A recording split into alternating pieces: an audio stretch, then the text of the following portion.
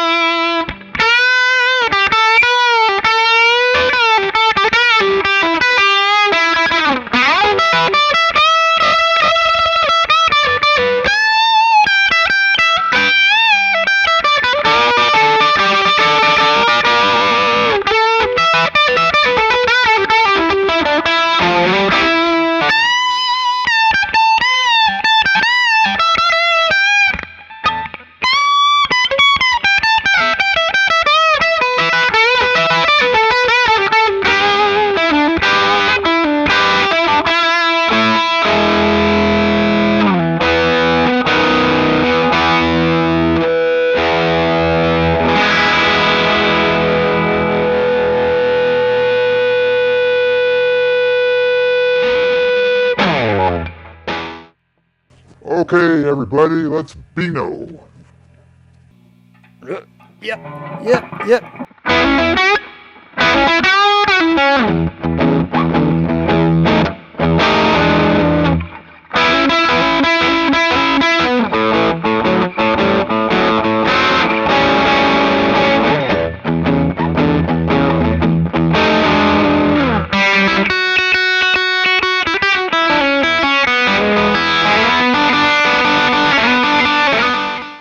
And now we will Beano.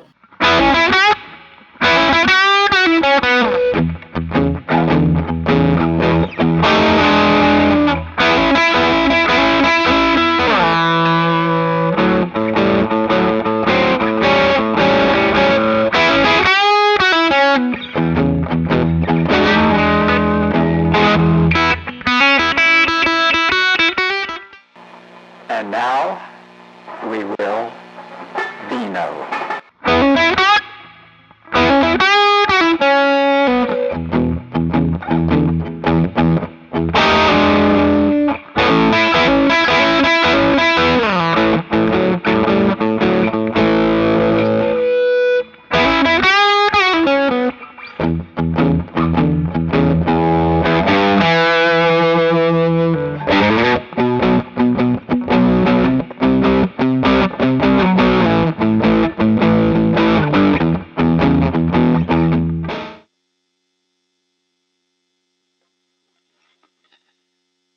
Beano.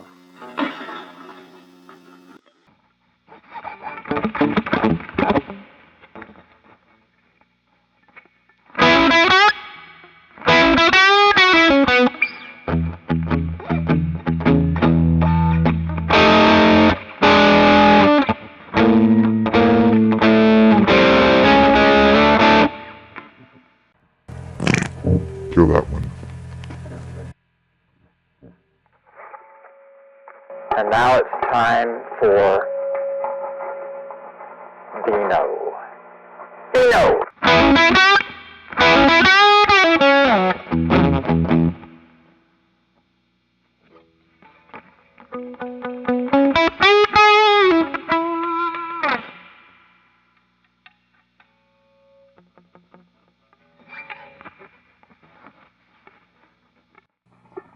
And now it's time for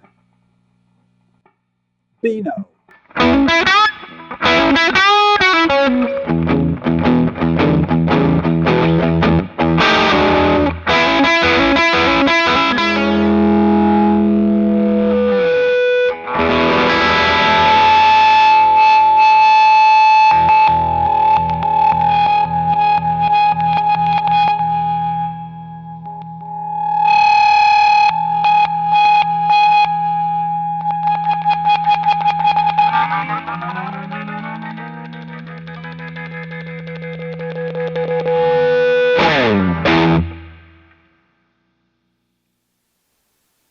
Okay, so much for fun. Somebody requested I talk about the Beano tone. The truth is, in 1949, at Roswell, an alien ship crashed. Many artifacts were recovered. One of them turned out to be a trouble booster. No, that's what the pedal guys want you to think. So this is a kind of a complex, it's a simple but complex story. So about 4 or 5 years ago, maybe 6 years ago, one of my customers is a audio engineer and does a lot of work for Disney, recording orchestras and stuff for movies they make. And he was also completely obsessed with the Beano tone story, mythology. And so was I. And I sold him a HD 61 replica set. And he decided to take a deep dive into the Beano deal using my pickups. And it was a long story. I was actually going back over some old emails, tons of emails we shared about this. But let's kind of start from where most of you are going to look at it. First of all, there are 2 versions out there of the Blues Breakers album featuring Eric Clapton. One is the mono version. The other is the stereo version. Now, the original version was the mono version. And if you really want to research this Beano tone thing, that's the one you need to be listening to. And then going deeper than that, there's only one recording that you can buy that you should listen to. And that's the Mobile Fidelity 24 karat gold CD of the master tapes. It's not being remastered. It's as raw as you can get. It's the most original, clean example of that recording session that exists. And they're getting more expensive. I looked on eBay the other night. Some of them are hitting around $100. But I did see one new in the box for $60. And those are getting hard to find. I bought that thing. And I'll tell you what, you've never heard that session like is on that CD. It's clean. It's not manipulated hardly, except what the original manipulations they did to his tone. So go buy that. If you're serious about Beano tone, you need to take a really deep listen to that through headphones. And you're going to hear that it's radically different than anything you're going to hear on YouTube or the DRAM or DRAM English CDs or anything except, probably even than the original vinyl version, because this CD it's the most pristine thing you're going to hear. So go grab one of those. The stereo version was massively processed and manipulated. It's not a real tone. That's not what you would hear if you were in the studio. Not by any means. First of all, that studio was entirely analog and all the equipment was tube gear. there wasn't any transistor gear being used in that studio. There was no tone, there was no treble booster. That's a complete myth. He didn't have one, he didn't use one. He did use one with Cream. So you've got these pedal builders out there, you know, spinning tales, and it's not true. Though the original vintage treble booster is a really nice, amazing pedal, but you can't find an original, you know, money for nothing. And if you do, they're just incredibly expensive. So, the thing about that studio is it was all tube-driven gear, of course.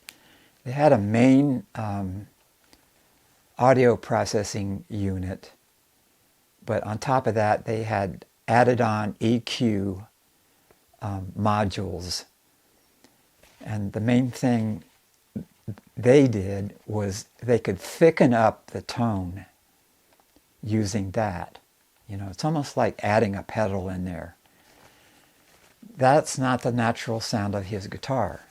That's not what you're hearing because they manipulated it.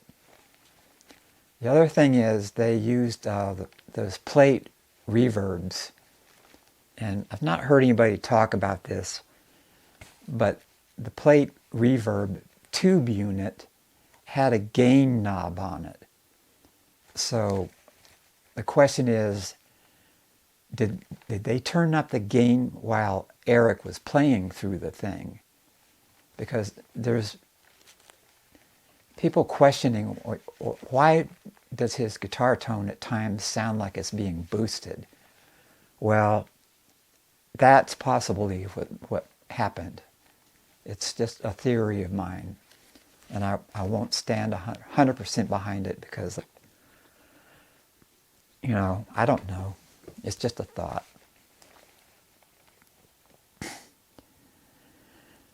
The other thing is, his amp was so loud, it was making the cymbals and the drums all buzz and vibrate. And Eric wanted a totally live sound, like if you were sitting in a club listening to him play. And the engineers were just freaking out. You know, how the heck do we do this? I mean, the cymbals are ringing and all this stuff. And about a year ago, I ran across some comments by the engineer, or one of the engineers that was at that session. What they did to isolate his amp from everything that was out there, they took the amplifier and they put it up against a wall. They turned it up, they moved it close against the back wall and had the speaker facing the wall to isolate it. So they've got this microphone up here somewhere, and the amp is back there facing the wall. So you're not hearing the sound of a mic'd amplifier cabinet. The cone is facing away. So right away, that's killing some treble. And if you really use your ears, you will hear that. You'll hear that the amp is not blowing its, you know, loud speakers at you. It's bouncing off the wall, and it's up close against the wall to keep it from bleeding through all the other mics in the room, because they didn't overdub this stuff. They overdubbed maybe one or two tracks,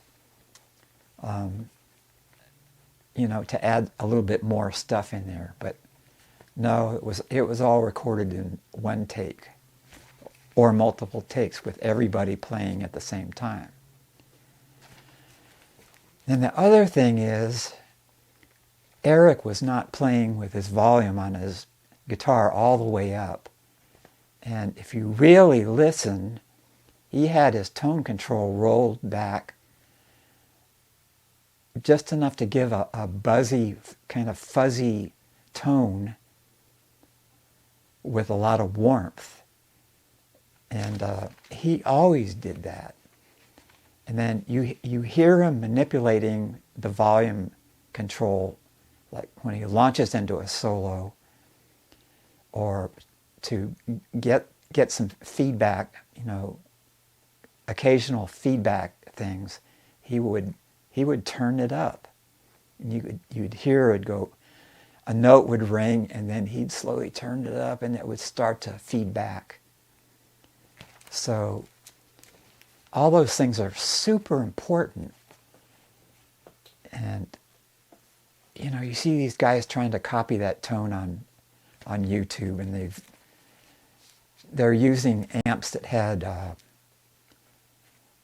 a gain channel or a master volume. His amplifier was dead simple, none of that stuff in there. So, trying to get this all together, because this is all random memories of things that I've discovered.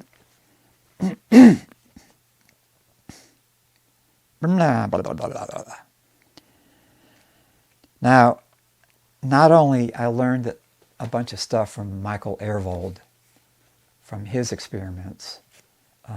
My friend Mick Graben, who is one of the most popular guitar players for Procol Harum, I discussed this subject a lot with him. And he's from that time. He owned a burst. His burst is famous. It's in the registry. One of the really important things he told me is that the speakers were greenbacks. They were not Alnico speakers.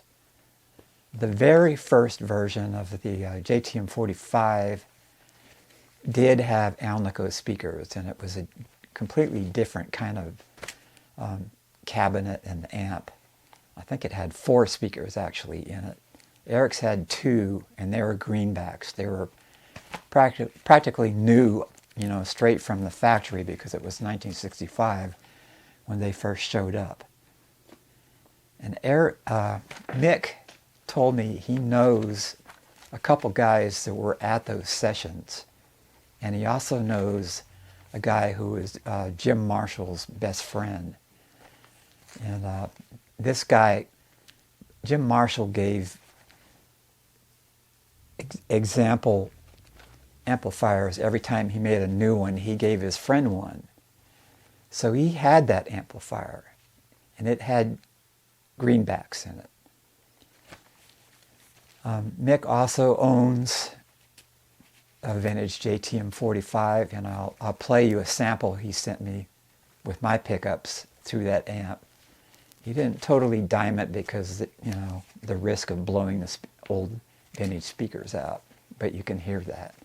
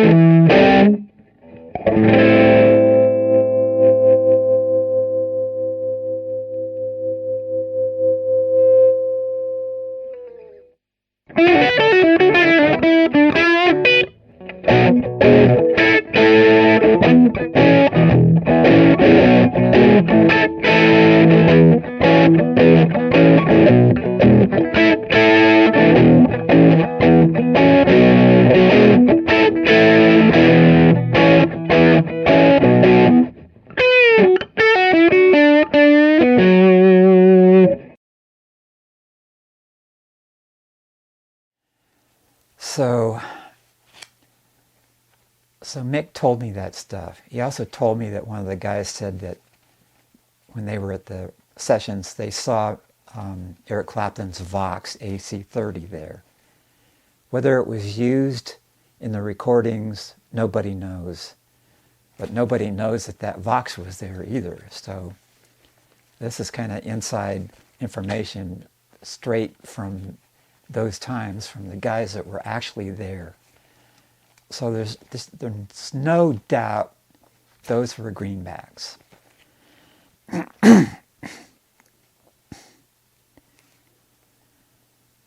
Now,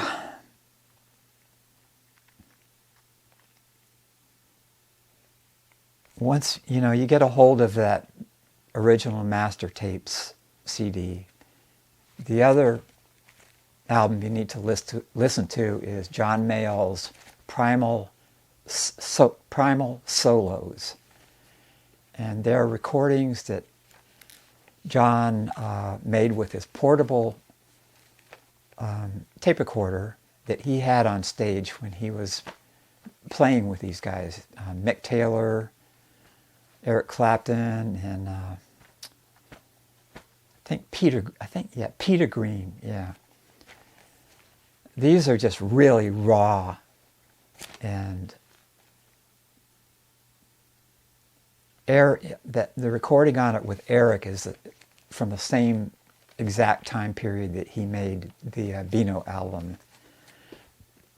So you get to hear that guitar without all this studio processing, or his amp being aimed off at the horizon. And what you hear is a lot brighter, a less thick sounding Les Paul, which is how they sounded. So, that right there just completely busts the Beano magic Les Paul myth. His guitar wasn't magic. In fact, he's quoted as saying at one time, pretty close to the sessions, that he said it was just a standard Les Paul, a Les Paul standard. It had a thin neck, it was lightweight, and he didn't say it was a magic guitar or it was special, but later on he did, after it was stolen. He, in fact, I think he sought out a 1960 Les Paul and bought it afterwards, probably one that is not in the record. That he maybe even still has it. That he said was a match for the guitar that he had on the sessions, and it's pretty sure it was a 1960.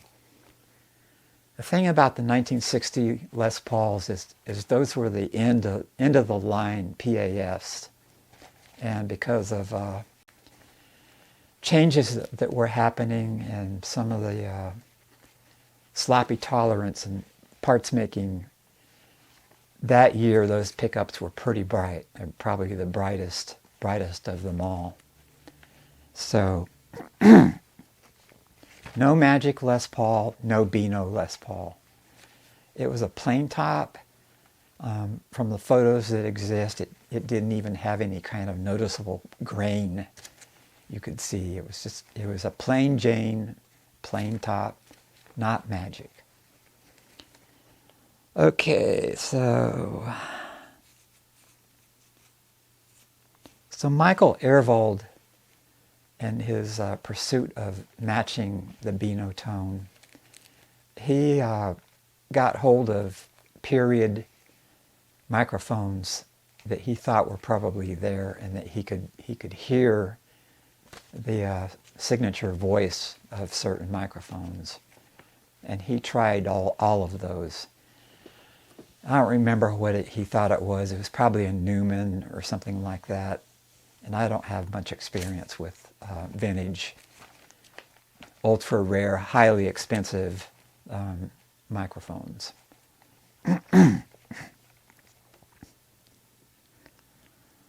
One of the things he did, he had a replica JTM 45 built. And he sourced mustard caps and carbon comp, resistors, everything he could get as close to original as he could. And he had a transformer built, trying to match as close as he could the Drake transformer, because you can't really copy a vintage transformer from back in those days, because it's the same thing that happens with vintage PAFs, is that the magnet wire of those times was different and steel was different. So the iron in a vintage transformer that would have been in that amplifier, you can't match it. You can't get old crappy quality steel plates to build a vintage transformer. And though you probably could find some vintage wire of the thicker gauges to build one, but the transformer guys, they don't really, nobody's ever done any reverse engineering trying to copy a vintage transformer. It just doesn't occur to them to go down that rabbit hole, like I did with PAFs. So, I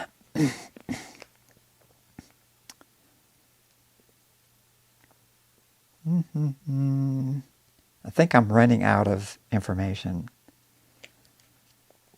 Oh, the other thing about the gain of that amplifier, you have to remember that those were 20-watt greenbacks. They weren't 25-watt greenbacks like we have now, and they weren't 15-watt Alnicos. So that amplifier is pushing 45 watts with speakers capable of handling 40 watts. So those speakers are being pushed. They're being pushed hard. So that's partly maybe where this gain is happening. Speakers being pushed hard. In fact, the greenback that I use, my main amp I use with it is, it's about 35 watts, and my greenback is 25 watts. So it's being pushed hard, and you can tell when I hit high treble frequencies, you hear kind of a resonance that's a little bit annoying. It's a kind of multi-frequency treble peak thing that's happening. So I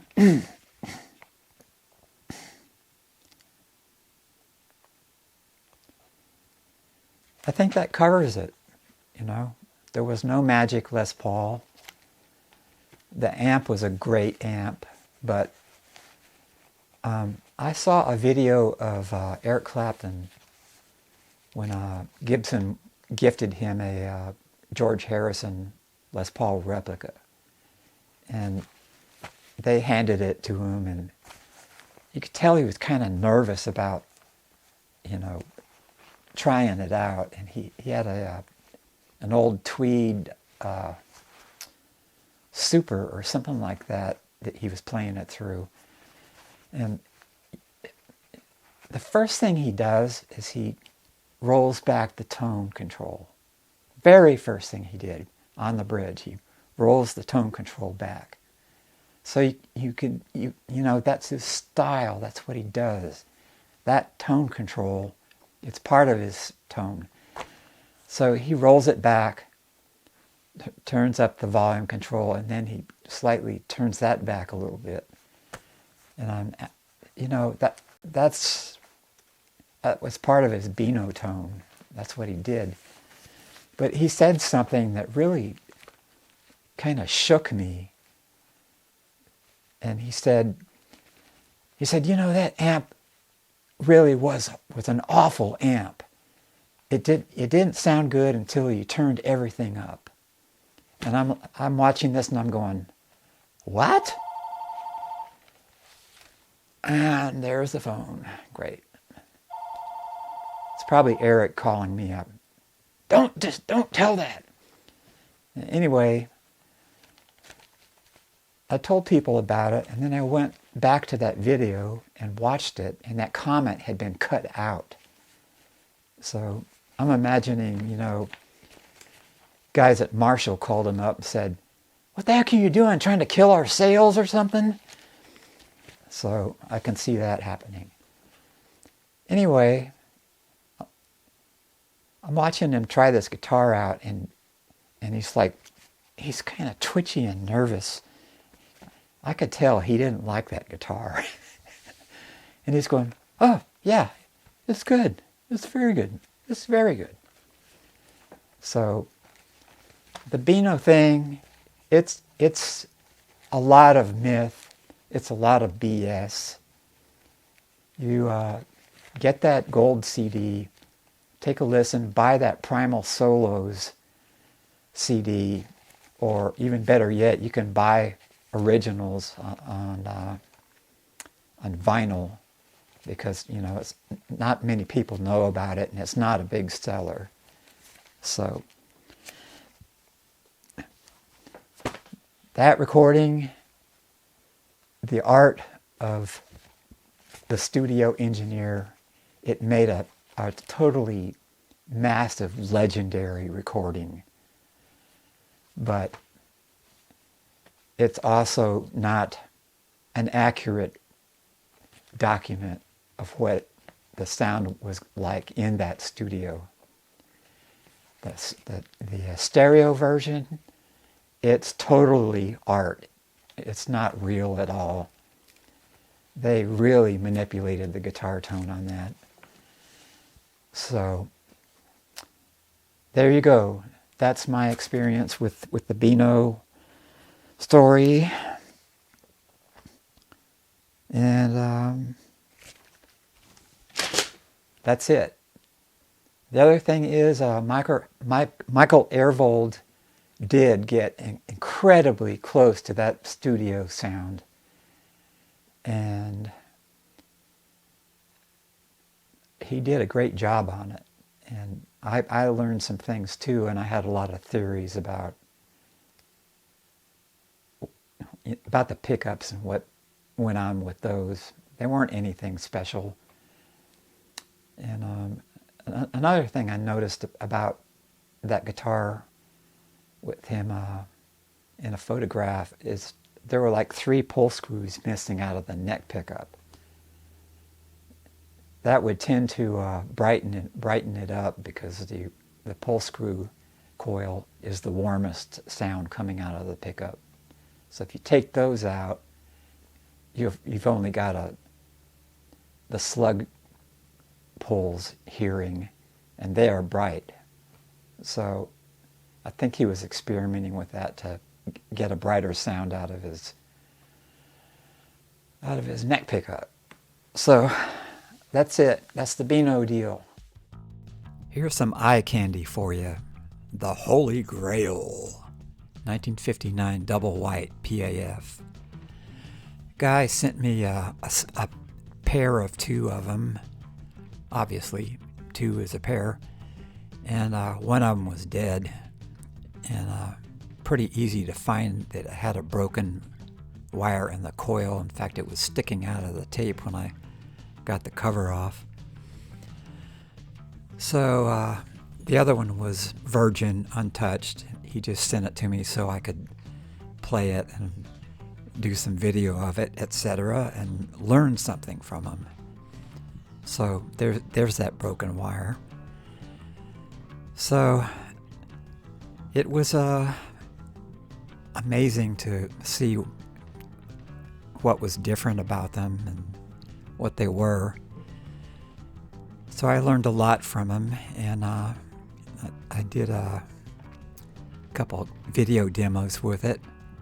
And as you can see, they aren't actually white. They're a cream color, which is the natural color of butyrate. So anyway, if you want to see those photos in better detail, just hit pause on your YouTube video. So here I put together this short little video I did with the Virgin PAF double white 8.6K, and then I compared it to my HD PG set. So take a listen, see what you think. Now this guitar, both the demos of both pickups were done in the same guitar. All changed hardware and the harness, of course. But I'm not using a Marshall vintage amplifier or a Marshall at all here. So here you're listening to a vintage PAF out of its natural element, a vintage Les Paul. And I was playing through a Fender Vibrolux into a Celestion Alnico Gold. So I'm playing through an amp setup that you probably will never play through yourself, but because of the brightness and clarity and the Alnico speaker, it lets you hear precisely what the treble details are, etc. So it may be a holy grail, but it's not sounding like one in this video. So, you know, amps and speakers are half your tone at least. But this is a natural, real, vintage 1959 double white Holy Grail super valuable pickup set, and the tone of those things aren't magic. So maybe this will help you realize that once we're listening to it in a different environment.